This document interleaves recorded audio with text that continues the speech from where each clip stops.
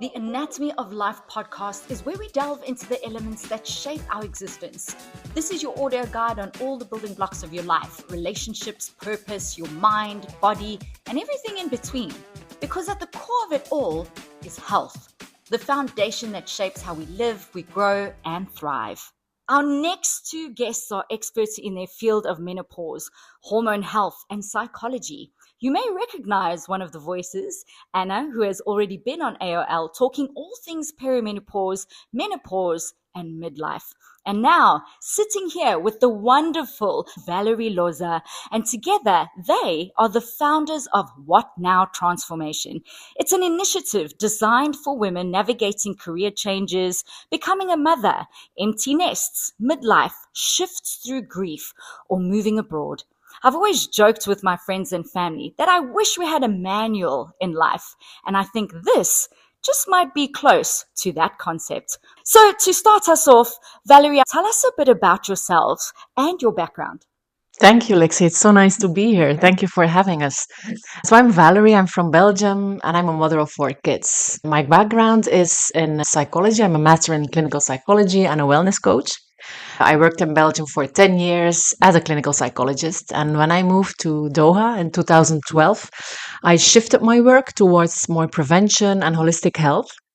Then I studied nutrition, completed my 500-hour yoga teacher training, finished the professional life coach training, got certified in mindfulness. So I really started to blend in different disciplines together. And all those tools, I blend them into my coaching with clients because I feel how powerful it is when we can inspire people to take care of their health in a holistic way, so they don't have to become mentally ill. So we really focus then on that prevention aspect.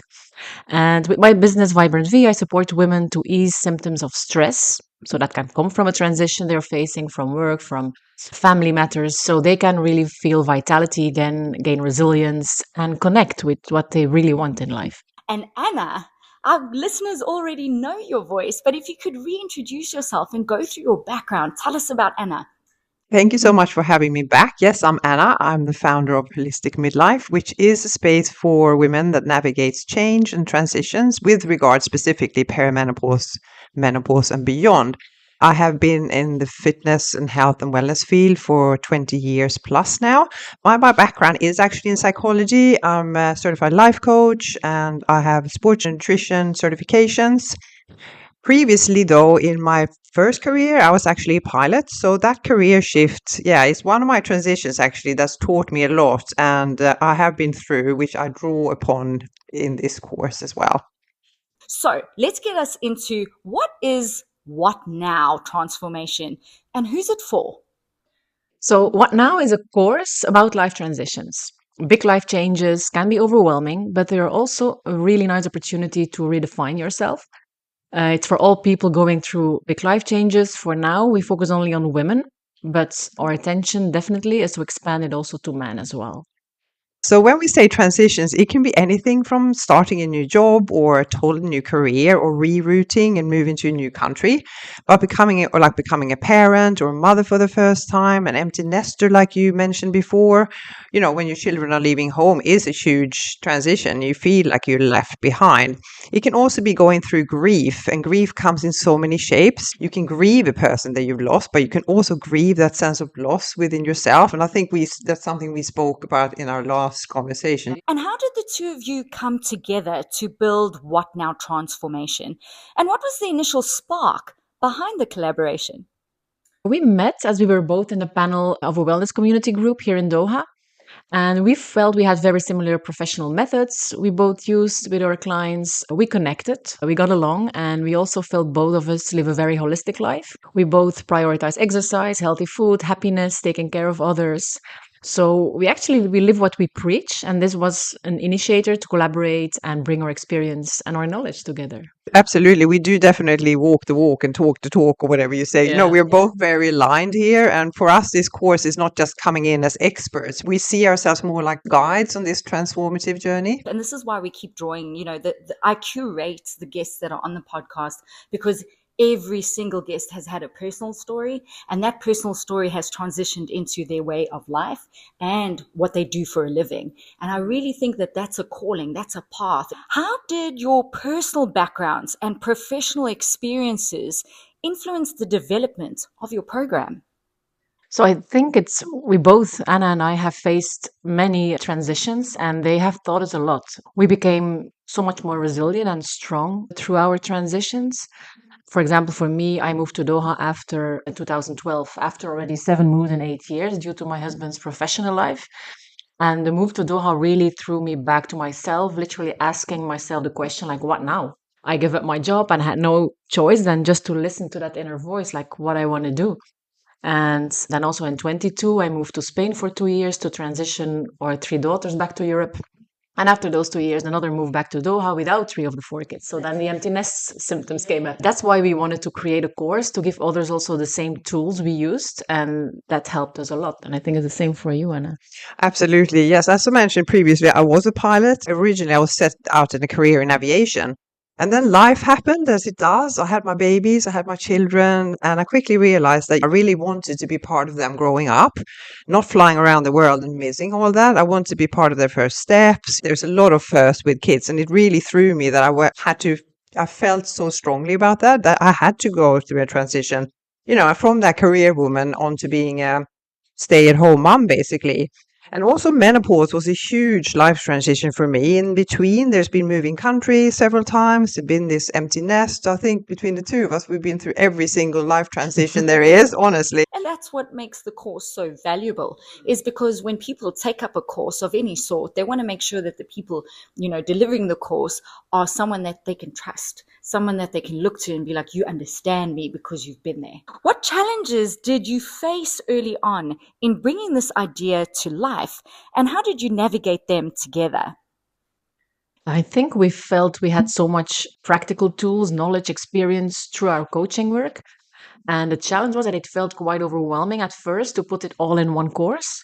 So I can say that thanks to the help of Frida, a knowledgeable business developer who is helping us, she set up the portal, she helped us structure everything, what we wanted to bring to the public.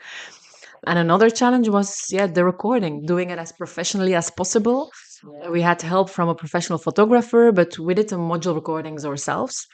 So it took a lot of trial and error to fix all the variables and make it look great. We wanted to be a high-end course, so we were very demanding of ourselves regarding recording, scripts, and content. And like we said, and you think you're 2 hours recording, and at the end you see you didn't record at all. 100%. Looking back, those early hurdles really brought us closer together. We laughed, we got frustrated a lot, we made mistakes, but we kept going. It reminded us why we actually started this course in the first place, to create something honest, authentic, and then genuinely helpful for women that are going through big life changes. Can you tell me a situation that happened? I specifically remember one when we had gone through pretty much half the module, and then something happened. So I just said, I'm just going to go up and check something. And I said to Valerie, oh no, I didn't press record.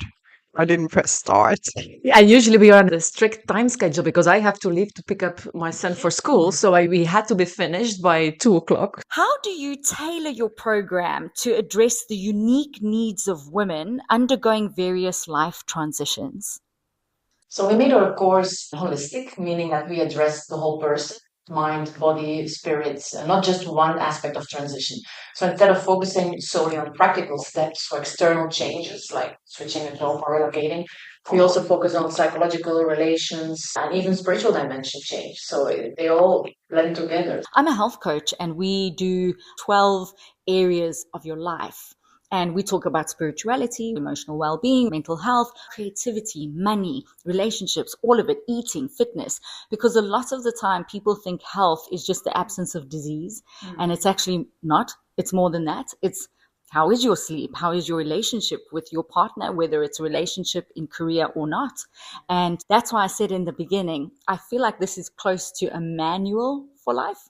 You are actually hitting a good spot here, because we talk a lot about change and versus transitions in one of our modules. And Why does that matter? Why does it matter that there's a difference between these two? Because the difference between change and transition is very subtle, but it's very powerful. And it's more than surface level. It's the heart of our work. And that's what we're touching on in our course, because change is that external part, that situational, that move, the job loss, that divorce, becoming a parent or hitting menopause. It happens quickly, sometimes out of our control. Transition, on the other hand, that's the internal process. And this is where everything happens, the emotional and the psychological process that we go through that we need to work on.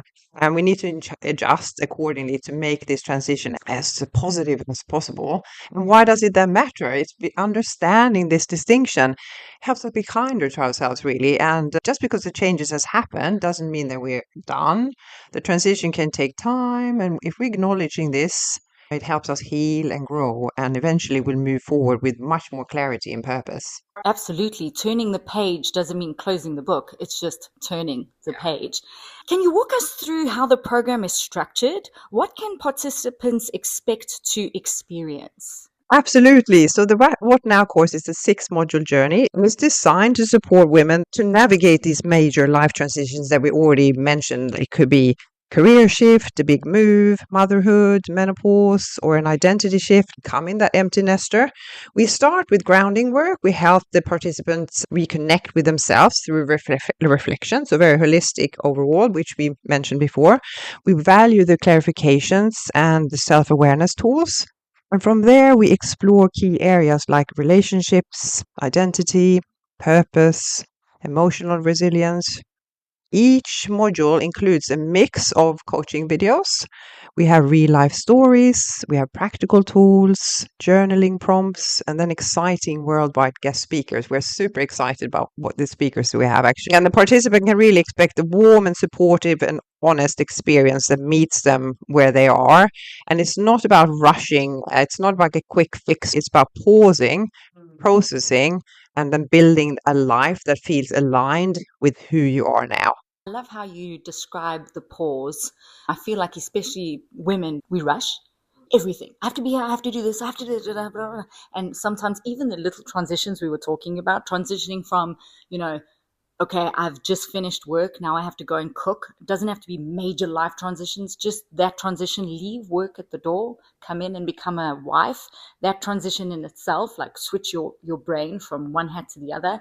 It's so very much an internal shift and structure. What Now seems to be for every woman in any stage of life. However, you both work with women in midlife. How do you define transformation in this phase of life? We work with women, so age 35 and above. So transformation can show up in so many different forms. It can be changing careers, it can be becoming a mother for the first time and looking for your identity and purpose again. And also hormonal changes in midlife, empty nest when your kids are off to university or moving abroad. What are some common patterns or emotional blocks you see in women entering midlife? And how do you help them move through those? I love this question. I would say for me, the most common pattern we see is the deep sense of disconnection from themselves, but also from their purpose, and sometimes from their relationships. So many women have spent their years prioritizing others, especially when we move out in different cultures as well, which we are addressing the world here. So they prioritize others, and when their kids are grown and their careers plateau and their bodies begin to change, there's often this moment of who am I now? And with that will come the grief and the confusion and even guilt for wanting something more or different. Another block we see a lot of is also the fear of change. So it's not just what's ahead, but am I going to be too late to start something new? And a lot of women feel that, and they're just trying to shift their perspective. And in our course, we gently challenge these beliefs by creating space for an honest reflection, validating these feelings, and offering practical tools so that you can reconnect with your inner values and longings that you might even have to search for. So we help women rewrite their stories basically by the stories that they've been telling themselves and replacing them with new ones that really empower and inspire this new chapter on their own terms. And I think when we talk also about the fear, it's normal that there is fear. Because when we go out of our comfort zone, there is fear. And there needs to be a bit of fear in order to change. If we go too far out of our comfort zone, we have panic. And that's something we want to avoid. So it's really finding that sweet spot where there is a bit of fear, but then how can we support those women and overcome the fear? Exactly, to move on to the next phase or identity or a job or whatever it is. Especially when what you just said, when all these people have been needing you and they disappear, and then you're left there, you're standing and you just feel so lost. Exactly. You've forgotten who you were in your early 20s, and this is where you need to sort of reconnect with who were you before you were a wife and a mother. I love that we're opening the conversation for women to start talking about this stuff and being excited to be like, I'm ready to pivot. I'm not afraid to pivot.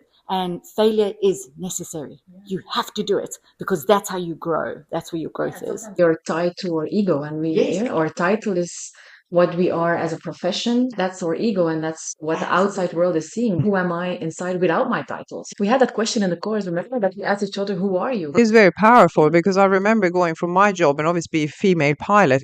People were so enamored by that, but when I actually stopped, I decided to introduce myself everywhere I went as Anna the housewife. It was such a huge shift in people's interest, and I love that. I love doing these sort of little psychology tests on people and seeing how they react. And I just thought, so my value as a person is what I'm actually working with. You don't want to talk to me now because I'm actually not flying around the world. But now I'm a housewife and I'm raising kids. That's not really interesting. And I just thought this is so interesting and I absolutely loved it. And it's just giving me also, it puts distance to your own ego, what Valerie just said.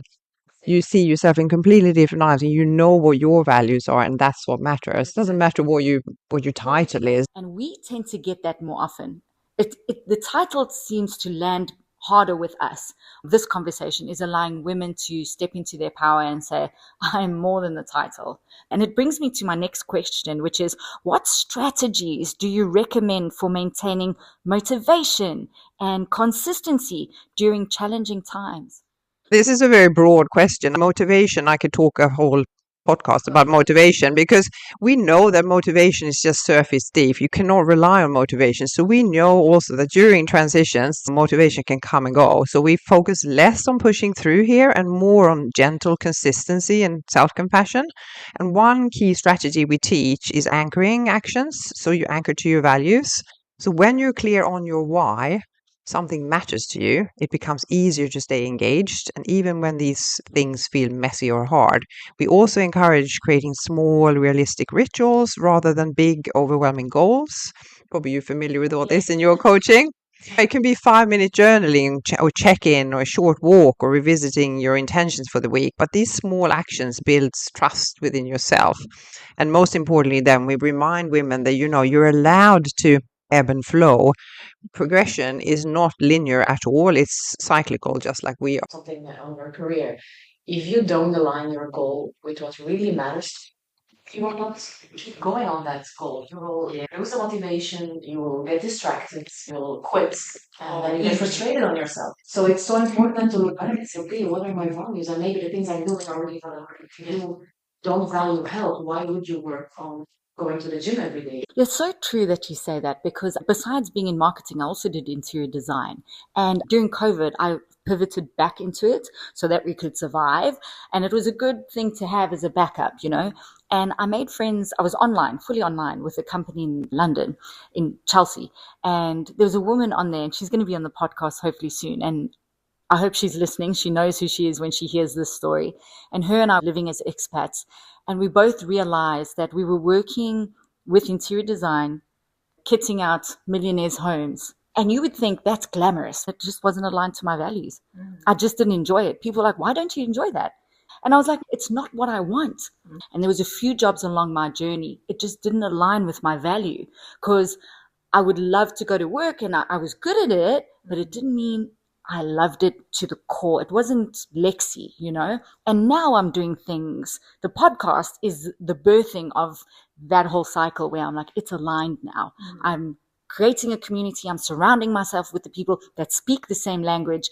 And I feel seen for the first time. With this, I cannot wait to get up and do this. And on the hard days, I just take a break. I'm like, it's all good.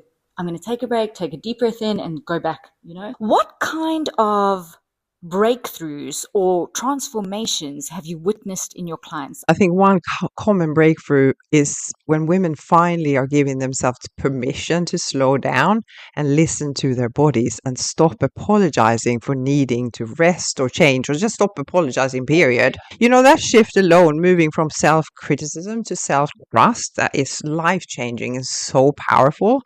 And another transformation we often witness is women rediscovering their voice and reclaiming their desires.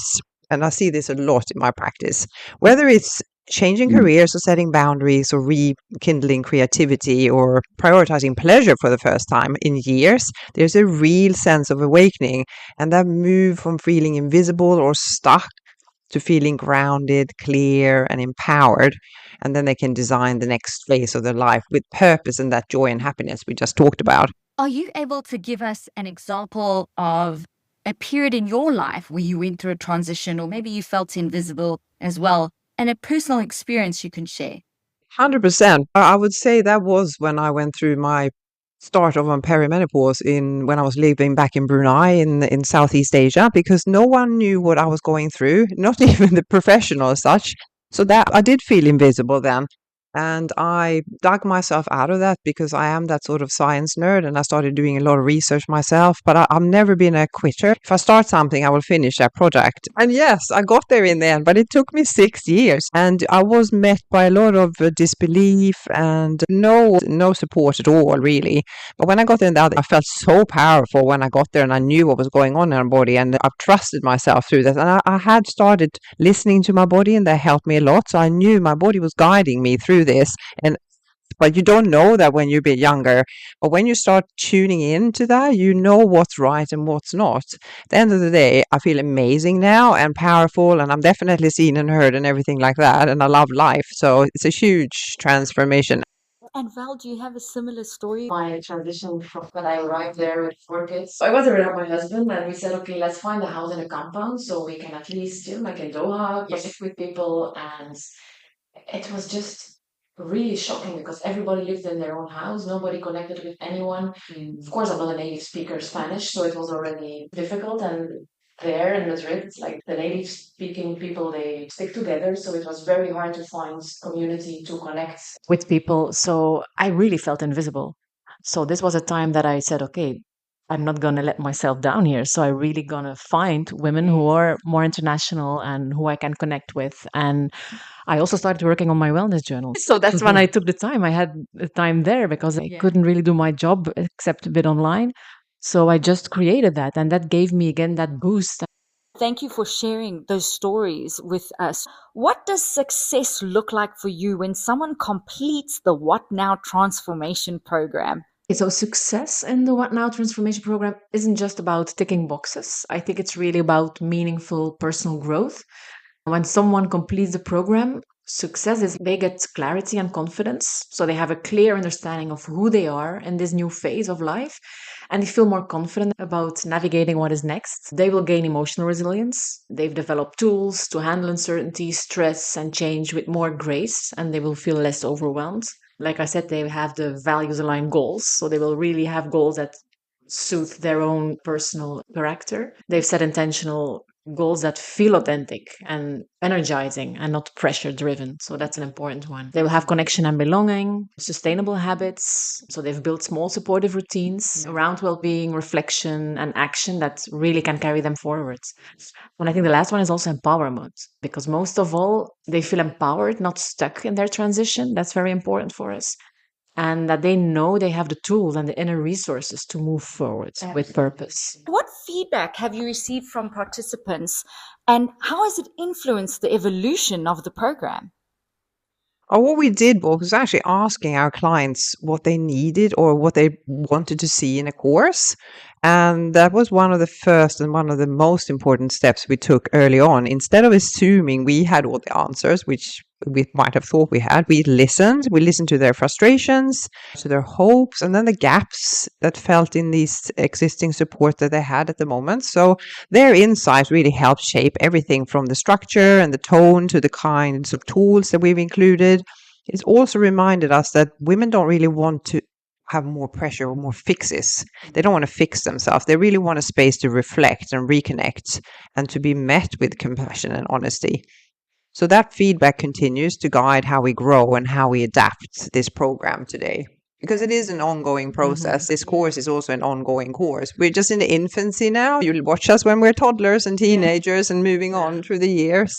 And that's what I love. We spoke about it just before we started the podcast, is the creative process. And I listened to a ton of podcasts, and for 4 or 5 years, people just kept hounding me. You need to do a podcast. You need to. It first started with a YouTube channel. Everyone was like, you need to do a YouTube channel. I'm like, I'm not really cut out for that.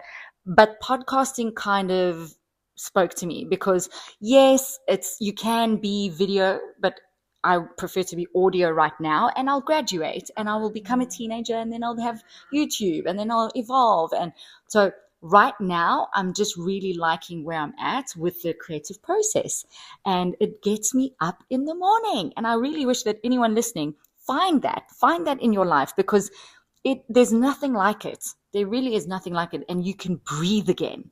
You can literally feel yourself, see yourself, and there's a spring in your step. It's like your ikigai. You found your ikigai. And, people don't know what ikigai is. It's a Japanese term for finding your path in a nutshell. I love that. We definitely speak the same language. We could have our own dictionary. So we spoke about this already, but how important is community in your program, and how do you foster that support system? I think community and connection is a very big cornerstone for us. For both of us, the community has helped us in so many ways in all the transition that we faced personally. And it's absolutely essential in the What Now transformation program, because transitions can feel very isolating. And healing happens faster when you are seen or you're heard or you get the support you need. And through the course, we will have a private online community, so a Facebook group that will build that community. We'll have monthly live Q&A calls so we can connect with the group. We have the one-on-one sessions with Anna and myself, so that for the premium package, we offer this as well. And then there is also the celebration of wins. If it's naming a small shift or a big breakthrough, we really make space for recognizing the process that people make. So in short, we build community not just for the connection, but really as a source of resilience and growth. Because, like we say, we are wired for connection, and both of us have had amazing steps forward thanks to community and connection. I'm only finding my community now. Again, just during COVID, I had a blood transfusion. I thought I was going to lose my life. There's a lot of stuff. And that's why the podcast really took power now, is because I had to get through those years of healing. And I didn't have a community around me. I didn't want the community around me. I needed to recluse. And I think I'm coming back. I have a tattoo on my ankle. It's a rising phoenix. And I got it after the fact. And every day that I do this and I connect, I'm coming back in. And just to see people's surprise on their face, like, whoa, Lex, you're back. And I'm like, I'm back. And I'm myself more now than I was before. But I've sometimes felt like I needed the space to find my transition so that I could actually come back into the community, because at the core of it, I knew I needed that community. And I knew that that community would help me further my healing, my journey, my growth, and get me into the transitions that I needed to. So community was a fearful spot for me, but now I'm thriving. I really enjoy where I'm going with it. And it's beautiful what you say, and thank you for sharing this. But whenever we go through a transition that is very hard and very intense and very scary, there is always something new at the other side. So what happened to you is the same. Like after what all happened after the facts, so many beautiful things came to you. I hope you all everyone who's listening can listen, because it was very beautiful. And I also love the take of the What Now manual, giving us an idea there. I think we should have a What Now manual, 100%. When I was getting together the questions and thinking about the episode, I sat in that very chair and I looked up and I was like, it's like a manual. It's like a to-do list, or not a to-do list, like a how-to. Our next project is writing a book, no? Yeah, like why not? The sky's the limit, right? And what are your future goals for What Now transformation? Are there any initiatives or expansions on the horizon? We have a lot of big goals and plans. We want to really expand and sell this course to many international companies as a tool for the employees. Like when they arrive in a new country. We see our course also very needed as a tool in many international schools, hospitals, and other institutes where transitions are common. We don't get taught certain things in school.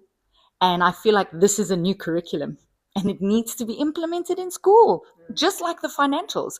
Nobody taught me how to do my taxes, and no one's going to teach me how to overcome really hard stuff. So definitely, I would love to see that in schools. I want my kids to learn this type of stuff. If someone listening is feeling stuck or overwhelmed in midlife, what's one piece of advice you'd give right now? Honestly, I think, yes, we're addressing midlife, but overall, if you're listening to this and you're feeling stuck and you're not in midlife and you're overwhelmed, it goes for you too. Our biggest advice here overall is you don't have to figure it out all at once. You start small and you listen inward, listen to your body and listen what it's telling you, and give yourself permission to be exactly where you are without rushing to the next thing, you women. Yes. And you're not alone. You ask for help and reach out. This time of life is not about proving anything. Honestly, it's about remembering who you are. Even the tiniest step forward towards yourself is powerful. And you're not behind, you're in transition. And there's so much possibility on the other side of it, which we just spoke about. So much possibility and opportunity. Also, I tell myself and my clients often, you're exactly where you're meant to be right now. And it takes a lot of pressure off. Being where you are is exactly where you need to be. At the end of each episode, I like to ask my guests something I call the invisible impact or legacy question. I believe each of us have an impact on the lives we touch, often in ways we can't see directly. So as we wrap up, I'd love to know from each of you, what's one unseen or invisible impact that you hope to leave behind, not just from our conversation today, but in your life's work? For me personally, more than anything, I hope the unseen impact of my work is that people feel truly seen and supported, especially during those moments that life can feel really uncertain or overwhelming. And I want to be remembered as someone who held space with warmth and care, who reminded others that they already carry the strength inside of them. And most of all, I want them to know that they are never alone. And Anna, what about you? It's interesting you say that, because that's how I'm starting out, the whole scene and being heard and also being validated at times when women are often made feel invisible. I feel like for me, if even just one woman walks away from my work feeling that she's not crazy or broken or that she deserves care and the knowledge and the support, then I've done my job. I want to leave behind, like I said last time, this ripple effect of more informed and open conversations. Because women feel empowered when they stop shrinking and start expanding. They take up space. And this changes families, communities, generations, and lives. Ladies, where can people find you on social media? I'm going to link this all in the bio, obviously, and people can connect with you. But your individual profiles as well as, the What Now, where can people find you? I'm on Holistic Midlife, and we also have a What Now account. I'm on Vibrant Valerie on Instagram. We have the website, and the Instagram of What Now is What Now Transformation. Ladies, I want to thank you so much for joining today. So whether you are navigating major life transitions, whether it's a career shift, becoming a mother, entering midlife, moving abroad, or adjusting to an empty nest, through practical tools, mindset strategies, and lifestyle guidance, What Now can help move from overwhelm to clarity, stepping into your next chapter with confidence, resilience, and joy. Thank you to you both for sharing of your time, knowledge, and your personal journeys. Thank you so much for having us, Lexi. Yeah, thank you so much, Lexi. It's been a pleasure. So fun to do. That's it for today's episode of the Anatomy of Life podcast. If you enjoyed this conversation, be sure to subscribe and leave a review. It helps others find the show. You can listen to The Anatomy of Life on Apple Podcasts and Spotify. This show was produced by me, Lexi, with music from Artlist.io. Thank you for listening. And as always, here is to your health.